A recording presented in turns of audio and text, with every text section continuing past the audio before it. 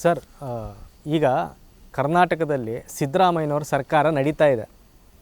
ಶಾಸಕರಲ್ಲಿ ಒಂದು ಅಸಮಾಧಾನ ಇದೆ, ನಮಗೆ ಹಣ ಬರ್ತಾ ಇಲ್ಲ, ಅಭಿವೃದ್ಧಿ ಆಗ್ತಾ ಇಲ್ಲ, ಬರೀ ಗ್ಯಾರಂಟಿಗೆ ಹಣ ಹೋಗ್ತಾ ಇದೆ ಅಂತ. ಶಾಸಕರ ಅಸಮಾಧಾನ ತಾವು ಕೆಲವು ವೇದಿಕೆಗಳನ್ನೆಲ್ಲ ಹೇಳಿದಿರಿ ತಾವು.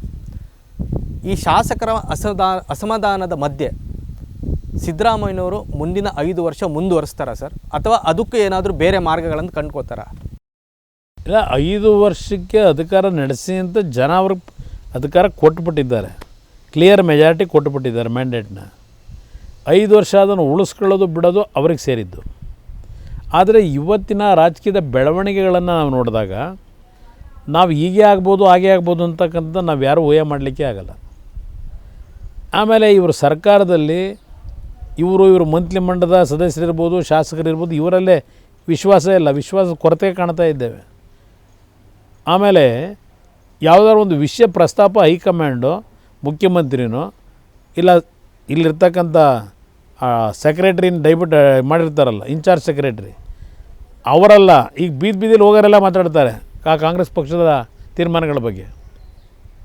ಶಿಸ್ತಲ್ಲಿದೆ ಅಲ್ಲಿ. ಅದರಿಂದ ಪಾರ್ಲಿಮೆಂಟ್ ಚುನಾವಣೆ ಆದ ನಂತರ ಏನಾಗ್ಬೋದು ಅಂತಕ್ಕಂಥದ್ದನ್ನು ನಾನು ಊಹೆ ಮಾಡಲಿಕ್ಕಾಗಲ್ಲ, ಬಹುಶಃ ಸಿದ್ದರಾಮಯ್ಯನವ್ರ ಕೈಲೂ ಊಹೆ ಮಾಡಲಿಕ್ಕಾಗಲ್ಲ ಏನಾಗ್ಬೋದು ಅಂತ. ಸರ್, ನನ್ನ ಕೊನೆಯ ಪ್ರಶ್ನೆ, ಇಂಡಿಯಾ ಮೈತ್ರಿಕೂಟದ ಭವಿಷ್ಯ ಏನು ಸರ್? ಭವಿಷ್ಯ ಸತ್ಯವಾಯಿತು. ಪ್ರಾರಂಭಿಕ ಹಂತದಲ್ಲೇ ಆಗೋದೇನೋ ನಾನೇನೋ ಒಂದು ಹೇಳಿದ್ದೆ 2ನೇ ಬಾರಿ ಮುಖ್ಯಮಂತ್ರಿ ಆದಾಗ, ಅದೆಂಥದ್ದು ಶಿಶು ಅಂತ ಹೇಳಿದ್ದೆ ನಾನು. ಸಾಂದರ್ಭಿಕ ಶಿಶು, ವಿಷಕಂಠ ಅಂತ ಹೇಳಿದ್ದೀರಿ. ಸಾಂದರ್ಭಿಕ ಶಿಶು ಹೇಳಿದ್ನಲ್ಲ, ಈ ಶಿಶು ಹುಟ್ಟಿದಾಗಲೇ ಅದಕ್ಕೆ ಅಲ್ಪಾಯುಷ ಆಗೋಗಿದೆ. INDAಗೆ ಅಲ್ಪಾಯುಷ, ಅದು ಆಗಲೇ ಅರ್ಧ ಹೊಟ್ಟೋಗಿದೆ, ಜೀವ ICUಲಿದೆ. ಅದರಿಂದ ಅದಕ್ಕೆ ಭವಿಷ್ಯ ಇಲ್ಲ. ಅದಕ್ಕೆ ಎಲ್ಲಿವರೆಗೆ ಕಾಂಗ್ರೆಸ್ ಲೀಡ್ ತಗೊಳ್ಳುತ್ತೆ ಅಲ್ಲಿವರೆಗೂ ಭವಿಷ್ಯ ಅದಕ್ಕಿಲ್ಲ. ಅದಕ್ಕೆ ಓಕೆ, ಕುಮಾರಸ್ವಾಮಿ ಇಷ್ಟೊತ್ತು ಈ ಚರ್ಚೆಯಲ್ಲಿ ಪಾಲ್ಗೊಂಡ್ರೆ ತಮಗೆ ಧನ್ಯವಾದಗಳು. Thank you.